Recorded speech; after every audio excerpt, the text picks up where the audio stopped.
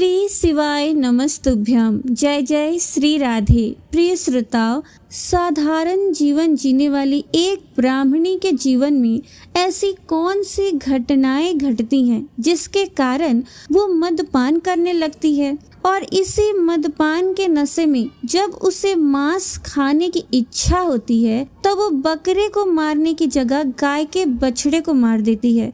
और उसके बाद उसके साथ क्या क्या होता है, ये सब जानने के लिए आज के इस वीडियो में अंत तक जरूर बने रहिएगा। इसके साथ ही आज के इस वीडियो में आप श्रवण करेंगे श्रावण मास महात्म्य का 8वां अध्याय।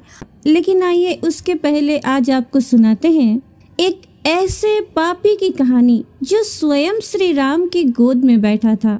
एक बार कर्मचंद और धर्मचंद नाम के दो भाई थे। धर्मचंद तो भगवान के बड़े भक्त थे, लेकिन कर्मचंद एक विषयी पुरुष था, शराब आदि का सेवन किया करता था।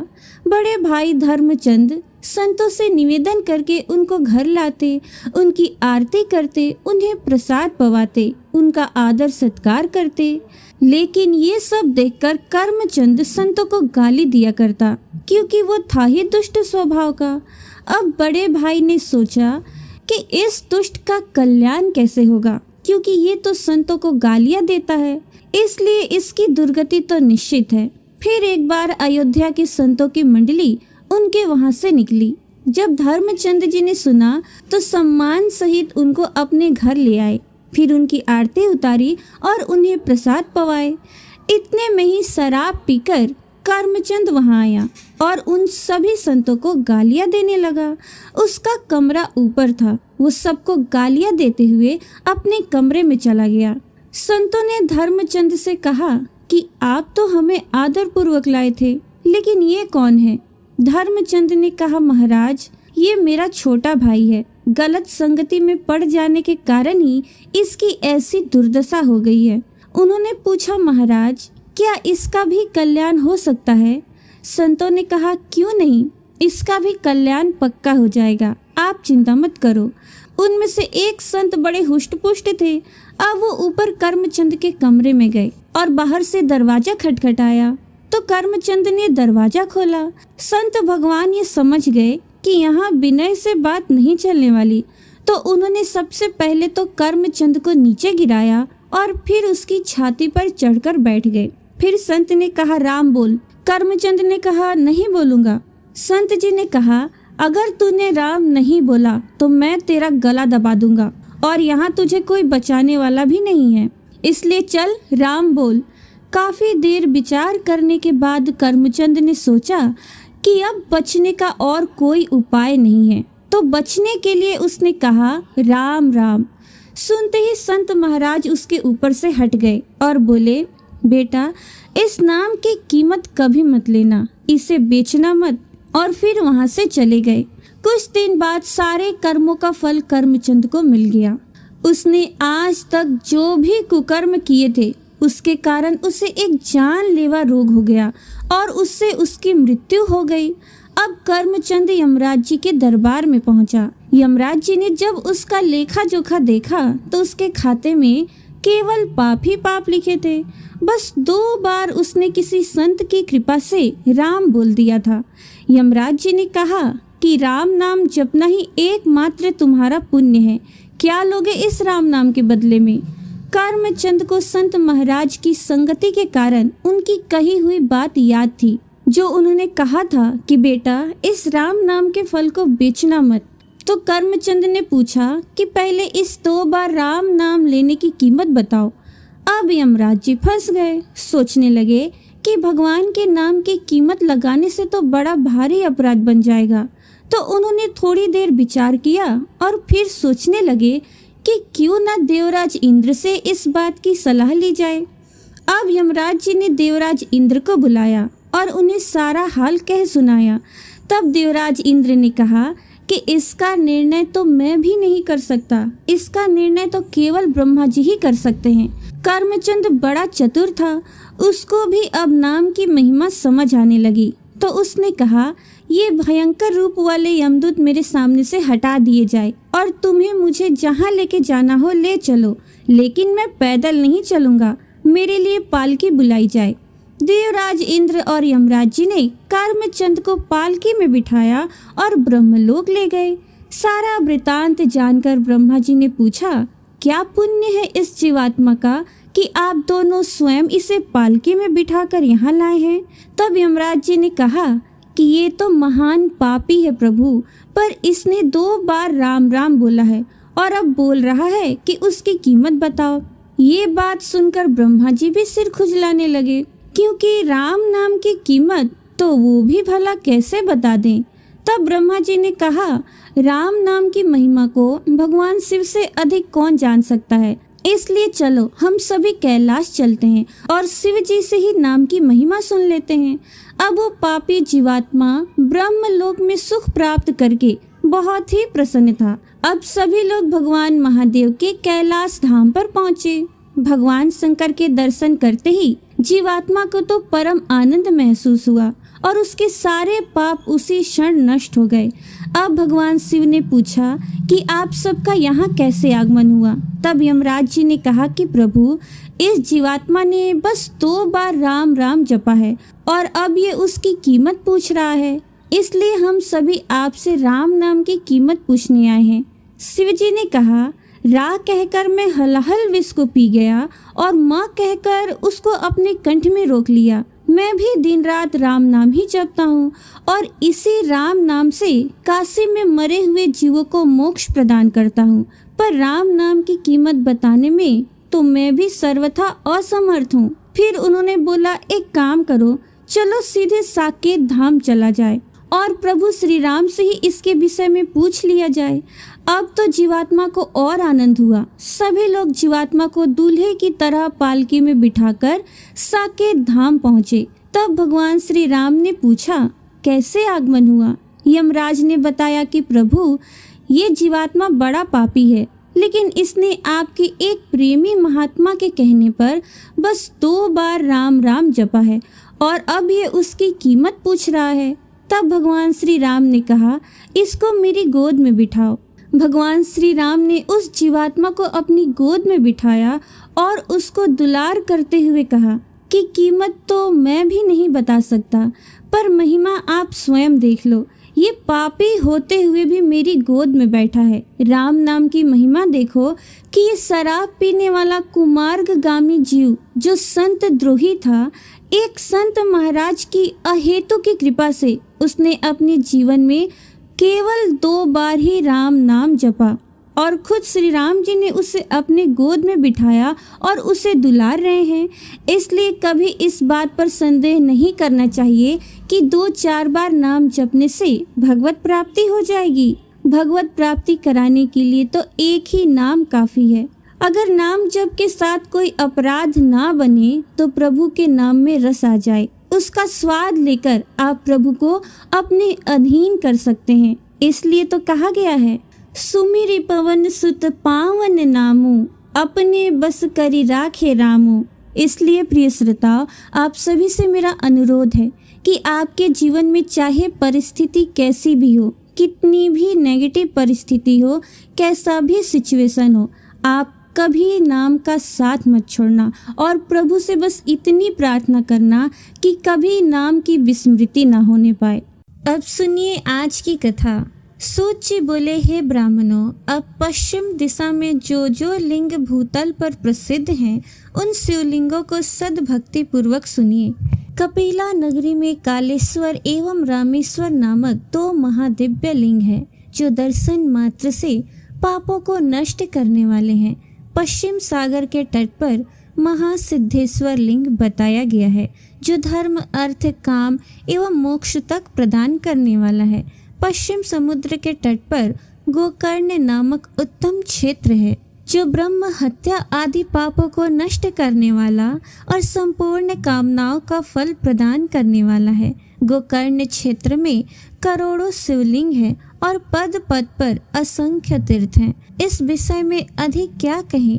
गोकर्ण क्षेत्र में स्थित सभी लिंग शिव स्वरूप हैं एवं वहाँ का समस्त जल तीर्थ स्वरूप है। हे तात, महर्षियों के द्वारा गोकर्ण में स्थित सभी लिंगों एवं तीर्थों की महिमा का वर्णन पुराणों में किया गया है। गोकर्ण क्षेत्र में स्थित महाबलेश्वर शिवलिंग कृत युग में श्वेत वर्ण, त्रेता में अतीव लोहित वर्ण, द्वापर में पीत वर्ण तथा कलयुग में श्याम वर्ण का हो जाता है। सातों पतालों को आक्रांत करने वाला वो महाबलेश्वर लिंग घोर कलयुग प्राप्त होने पर कोमल हो जाएगा। महापाप करने वाले लोग भी यहाँ गोकर्ण क्षेत्र में विराजमान महाबलेश्वर लिंग की पूजा करके शिव पद को प्राप्त हुए हैं। हे मुनिगण, जो लोग गोकर्ण क्षेत्र में जाकर उत्तम नक्षत्र युक्त दिन में भक्ति पूर्वक उनकी पूजा करते हैं, वे साक्षात शिव स्वरूप ही हैं, इसमें संदेह नहीं है। जिस किसी भी समय में जो कोई भी मनुष्य गोकर्ण क्षेत्र में स्थित उस शिवलिंग का पूजन करता है, वो ब्रह्म पद को प्राप्त कर लेता है। वहाँ पर शिवजी ब्रह्मा, विष्णु आदि देवताओं का हित करने की इच्छा से महाबल नाम से सदा निवास करते हैं। रावण नामक राक्षस ने कठोर तपस्या के द्वारा उस लिंग को प्राप्त करके गोकर्ण में स्थापित किया था। गोकर्ण में गणेश, विष्णु, ब्रह्मा, महेंद्र, विश्वदेव, मरुदगण, सभी आदित्य, सभी वसु, दोनों अश्विनी कुमार, नक्षत्रों के सहित चंद्रमा, विमान से चलने वाले ये सभी देवता अपने अपने पार्षदों के साथ उन महाबलेश्वर शिव को प्रसन्न करने के लिए पूर्व द्वार पर विराजमान रहते हैं। यम, स्वयं मृत्यु, साक्षात चित्रगुप्त तथा अग्निदेव सभी पितरों एवं रुद्रों के साथ दक्षिण द्वार पर स्थित रहते हैं। नदियों के स्वामी वरुण गंगा आदि नदियों के साथ पश्चिम द्वार पर स्थित होकर महाबल की सेवा करते हैं। वायु, कुबेर, देवेश्वरी, भद्रकाली, चंडिका आदि देवता तथा देवियां मातृकाओं के साथ उत्तर द्वार पर स्थित रहती हैं।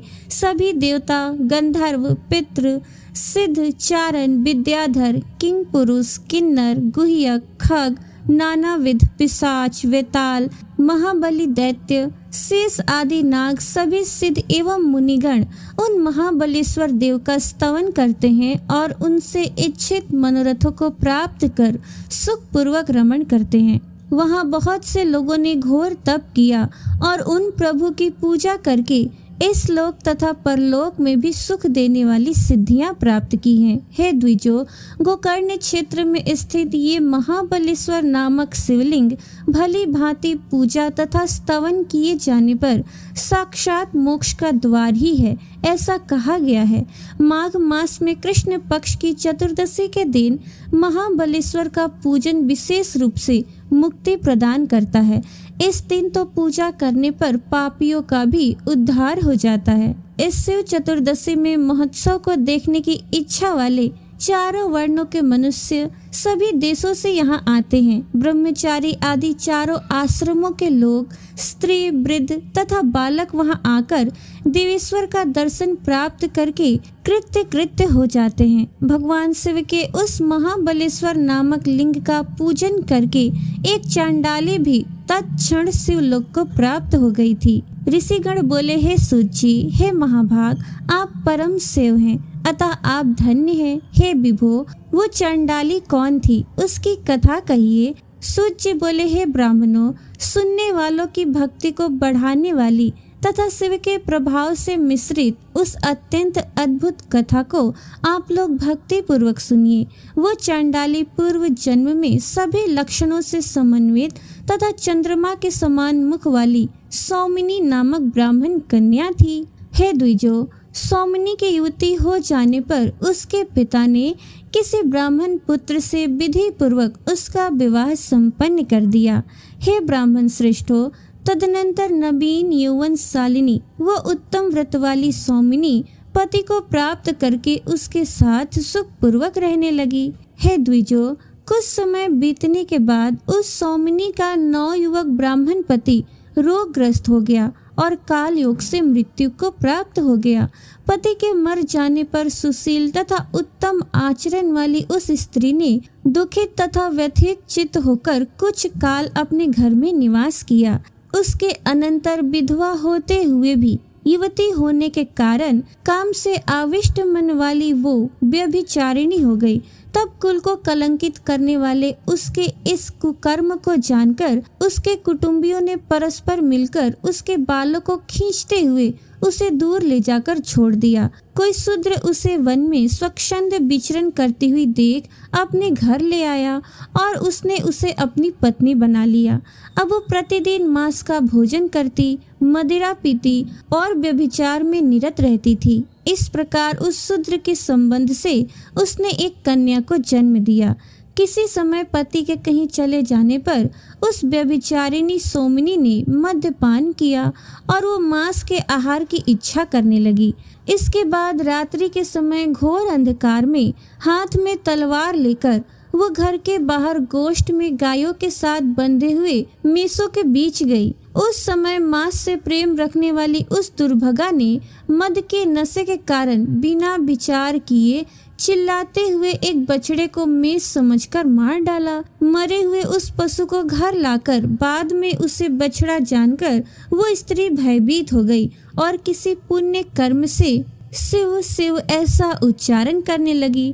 क्षण भर शिव जी का ध्यान करके मांस के आहार की इच्छा वाली उसने उस बछड़े को ही काटकर अभिलषित भोजन कर लिया। हे द्विजो, इस प्रकार बहुत सा समय बीतने के बाद वो सोमिनी काल के वशीभूत हो गई और यमलोक चली गई। यमराज ने भी उसके पूर्व जन्म के कर्म तथा धर्म का निरीक्षण कर उसे नरक से निकालकर चंडाल जाति वाली बना दिया। यमराज पुरी से लौटकर वो सोमिनी चंडाली के गर्भ से उत्पन्न हुई। वो जन्म से अंधी एवं कोयले के समान काली थी। जन्म से अंधी, बाल्य अवस्था में ही माता पिता से रहित और महाकुष्ठ रोग से ग्रस्त उस दुष्टा से किसी ने विवाह भी नहीं किया। उसके बाद वो अंधी चंडाली भूख से पीड़ित एवं दीन हो लाठी हाथ में लेकर जहां तहां डोलती और चंडालों के जूठे अन्न से अपने पेट की ज्वाला शांत करती थी। इस प्रकार महान कष्ट से अपनी अवस्था का बहुत भाग बिता लेने के बाद वृद्धा अवस्था से ग्रस्त शरीर वाली वो घोर दुख पाने लगी। किसी समय उस चंडाली को ज्ञात हुआ कि आगे आने वाली शिव तिथि में बड़े बड़े लोग उस गोकर्ण क्षेत्र की ओर जा रहे हैं। वो चंडाली भी वस्त्र एवं भोजन के लोभ से महाजनों से मांगने के लिए धीरे धीरे गोकर्ण की ओर चल पड़ी। वहां जाकर वो हाथ फैलाकर दीन वचन बोलती हुई और महाजनों से प्रार्थना करती हुई इधर उधर घूमने लगी। इस प्रकार याचना करती हुई उस चंडाली की फैली हुई अंजलि में एक पुण्यात्मा यात्री ने बेल की मंजरी डाल दी। बार बार विचार करके ये खाने योग्य नहीं है, ऐसा समझकर भूख से व्याकुल उसने अंजलि में पड़ी हुई उस मंजरी को दूर फेंक दिया। उसके हाथ से छूटी हुई वो बिल्व मंजरी शिवरात्रि में भाग्यवश किसी शिवलिंग के मस्तक पर जा गिरी। इस प्रकार चतुर्दशी के दिन यात्रियों से बार बार याचना करने पर भी देव योग से उसे कुछ भी प्राप्त न हुआ। तब इस तरह से अनजाने में उसका शिव चतुर्दशी का उत्तम व्रत और अत्यंत आनंददायक जागरण भी हो गया। उसके पश्चात प्रभात होने पर वो स्त्री महान शोक से युक्त होकर धीरे धीरे अपने घर के लिए चल पड़ी। बहुत समय के उपवास से थक चुकी वो पग पग पर गिरती हुई उसी गोकर्ण क्षेत्र की भूमि पर चलते चलते प्राणहीन होकर गिर पड़ी। उसने शिव जी की कृपा से परम पद प्राप्त किया। शिवगण उसे विमान पर बैठाकर शीघ्र ही ले गए। हे ब्राह्मणों, पूर्व जन्म में इस व्यभिचारिणी स्त्री ने जो अज्ञान में शिव जी के नाम का उच्चारण किया था, उसी पुण्य से उसने दूसरे जन्म में महाबलेश्वर के दिव्य स्थान को प्राप्त किया। उसने गोकर्ण में शिव तिथि को उपवास करके शिव के मस्तक पर बिल्व पत्र अर्पित कर पूजन किया तथा रात्रि में जागरण किया। निष्काम भाव से किए गए इस पुण्य का ही फल है कि वो आज भी महाबलेश्वर की कृपा से सुख भोग रही है। हे ब्राह्मणों, शिव जी का इस प्रकार महाबलेश्वर नामक महालिंग शीघ्र ही सभी पापों को हर लेने वाला तथा परमानंद प्रदान करने वाला है। हे ब्राह्मणों, इस प्रकार मैंने महाबलेश्वर नामक उत्तम शिवलिंग के परम महात्म्य का वर्णन आप लोगों से किया। अब मैं उसके अन्य अद्भुत महात्म्य को भी कहने जा रहा हूँ, जिसके सुनने मात्र से शीघ्र ही शिव जी के प्रति भक्ति उत्पन्न होती है। तो प्रेम से बोलिए भक्त वत्सल भगवान की जय। अब सुनिए सावन मास महात्म्य का आज का 8वां अध्याय। शिव जी बोले, हे सनत कुमार, अब मैं समस्त पापों का नाश करने वाले बुध गुरु व्रत का वर्णन करूंगा, जिसे श्रद्धा पूर्वक करके मनुष्य परम सिद्धि प्राप्त करता है। ब्रह्मा जी ने चंद्रमा को ब्राह्मणों के राजा के रूप में अभिषिक्त किया। किसी समय उसने रूप तथा यौवन से संपन्न तारा नामक गुरु पत्नी को देखा। उसकी रूप संपदा से मोहित होकर वह काम के वशीभूत हो गया और उसे उसने अपने घर में रख लिया। इस प्रकार बहुत समय व्यतीत हो जाने पर उसे बुध नामक एक पुत्र हुआ, जो बुद्धिमान, अति सुंदर तथा सभी शुभ लक्षणों से युक्त था। गुरु बृहस्पति को जब ज्ञात हुआ कि तारा चंद्रमा के घर में स्थित है, तब उन्होंने चंद्रमा से कहा कि मेरी पत्नी को वापस कर दो। अनेक तरह से समझाने पर भी जब चंद्रमा ने तारा को वापस नहीं दिया, तब बृहस्पति ने देवताओं की सभा में जाकर देवराज इंद्र को यह वृत्तांत बताया और कहा, हे इंद्र, आप देवताओं के राजा हैं, अतः आप चंद्रमा से मेरी पत्नी को वापस दिलाएं, अन्यथा उस चंद्रमा के द्वारा किया गया पाप आपको भी निसंदेह लगेगा, क्योंकि शास्त्र निर्णय के अनुसार प्रजा के द्वारा किए गए पाप को राजा को भी भोगना पड़ता है। पुराण में भी ऐसा कहा गया है कि दुर्बल का बल राजा होता है। गुरु का ये वचन सुनकर चंद्रमा ने कहा, मैं आपकी आज्ञा से तारा को तो दे दूंगा, लेकिन इस पुत्र को वापस नहीं करूंगा। शास्त्रों के अनुसार विचार करके देवताओं ने उस बुध को चंद्रमा को सौंप दिया। इसके बाद गुरु को उदास देखकर देवताओं ने उन दोनों को वरदान दिया, हे चंद्र, अब तुम घर जाओ। ये तुम्हारा भी पुत्र है और बृहस्पति का भी। ये तुम्हारा पुत्र ग्रहों में प्रतिष्ठित होगा।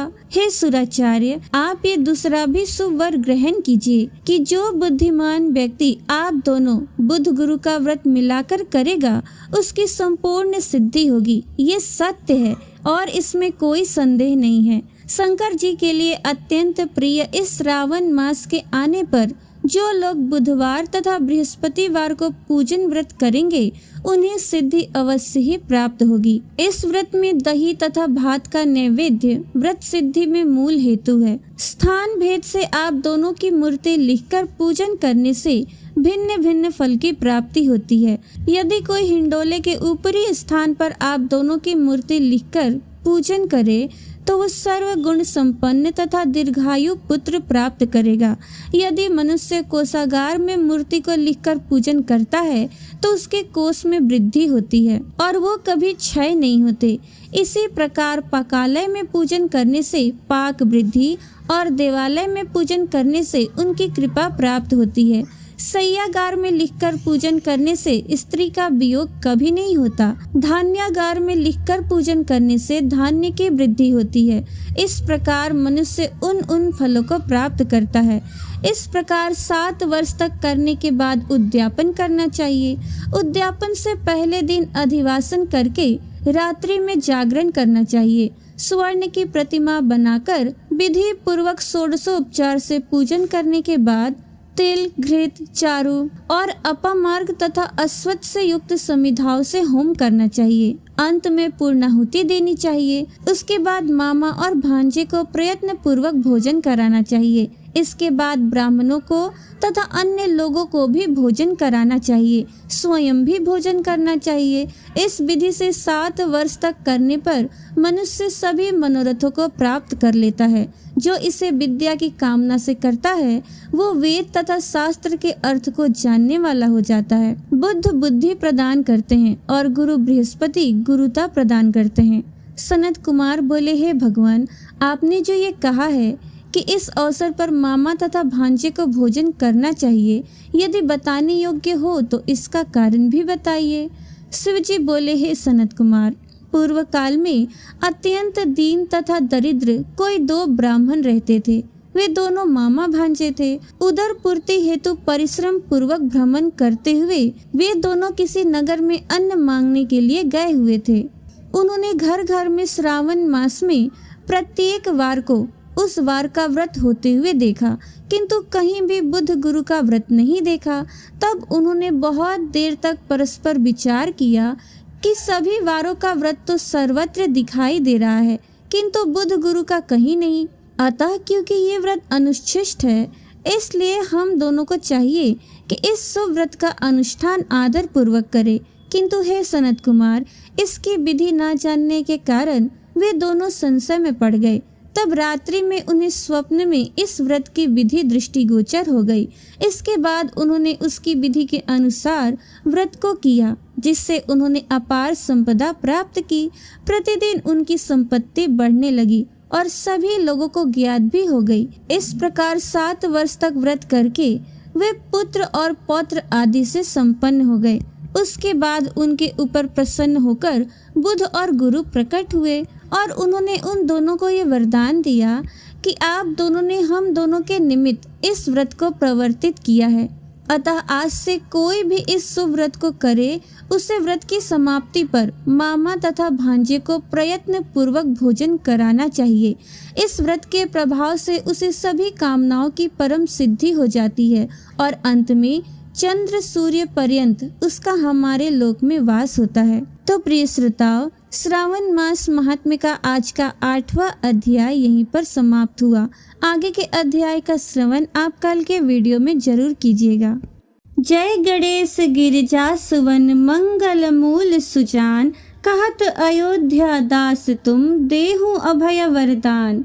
जय गिरिजापति दीन दयाला, सदा करत संतन प्रतिपाला। भाल चंद्रमा सोहत नीके, कानन कुंडल नाग फनीके। अंग गौर सिर गंग बहाए, मुंड माल तन छार लगाए। वस्त्र खाल बागंबर सोहे, छवि को देखी नाग मन मोहे। मैना मातु की हवे दुलारी, बाम अंग सोहत छवि न्यारी। करत त्रिशूल सोहत छवि भारी, करत सदा शत्रुन क्षयकारी। नंदी गणेश सोहे तह कैसे, सागर मध्य कमल हैं जैसे। कार्तिक श्याम और गणराऊ, या छवि को कहीं जात न काऊ। देवन जब ही जाय पुकारा, तब ही दुख प्रभु आप निवारा। किया उपद्रव तारक भारी, देवन सब मिली तुम ही जुहारी। तुरत सडानन आप पठायऊ, लवनी मेष महामारी गिराऊ। आप जलंधर असुर संहारा, सुयस तुम्हार विदित संसारा। त्रिपुरासुर सन युद्ध मचाई, सब ही कृपा कर लीन बचाई। किया तपहि भागीरथ भारी, पूर्व प्रतिज्ञा तासु पुरारी। दानिन मह तुम सम को नाही, सेवक स्तुति करत सदाही। वेद नाम महिमा तव गाई, अकथ अनादि भेद नहीं पाई। प्रगति उदति मंथन में ज्वाला, जरत सुरासुर भय विहाला। कीन्ही दया तह करी सहाई, नीलकंठ तब नाम कहाई। पूजन रामचंद्र जब कीन्हा, जीत के लंक विभीषण दीन्हा। सहस कमल में हो रहे धारी, कीन्ह परीक्षा तबहि पुरारी। एक कमल प्रभु राखी उजोई, कमल नयन पूजन चह सोई। कठिन भक्ति देखी प्रभु शंकर, भय प्रसन्न दिए इच्छित वर। जय जय जय अनंत अविनाशी, करत कृपा सबके घटवासी। दुष्ट सकल नित मोहि सतावे, भ्रमत रहो मोहि चैन न आवे। त्राहि त्राहि मैं नाथ पुकारो, यही अवसर मोहि आन उबारो। ले त्रिशूल शत्रुन को मारो, संकट से मोहि आन उबारो। मात पिता भ्राता सब होई, संकट में पूछत नहीं कोई। स्वामी एक है आस तुम्हारी, आए हरहु मम संकट भारी। धन निर्धन को देत सदा ही, जो कोई जांचे सो फल पाही। अस्तुति के ही विधि करे तुम्हारी, क्षमहु नाथ अब चूक हमारी। शंकर हो संकट के नाशन, मंगल कारण विघ्न विनाशन। योगी यति मुनि ध्यान लगावे, सारद नारद शीस नवावे। नमो नमो जय नमः शिवाय, सुर ब्रह्मादिक पार न पाए। जो यह पाठ करे मन लाई, तापर होत है शंभु सहाय। ऋणिया जो कोई हो अधिकारी, पाठ करे सो पावन हारी। पुत्रहीन कर इच्छा जोई, निश्चय शिव प्रसाद ते ही होई। पंडित त्रयोदशी को लावे, ध्यान पूर्वक होम करावे। त्रयोदशी व्रत करे हमेशा, ताके तन नहीं रहे कलेसा। धूप दीप नैवेद्य चढ़ावे, शंकर सम्मुख पाठ सुनावे। जन्म जन्म के पाप नसावे, अंत धाम शिवपुर में जावे। कहे अयोध्या दास आस तुम्हारी, जानी सकल दुख हरहु हमारी। नित्य नेम कर प्रातहि, पाठ करो चालीसा। तुम मेरी मनोकामना, पूर्ण करो जगदीसा। मगसर छठी हेमंत ऋतु, संवत 64 जान। स्तुति चालीसा से वही, पूर्ण कीन कल्याण।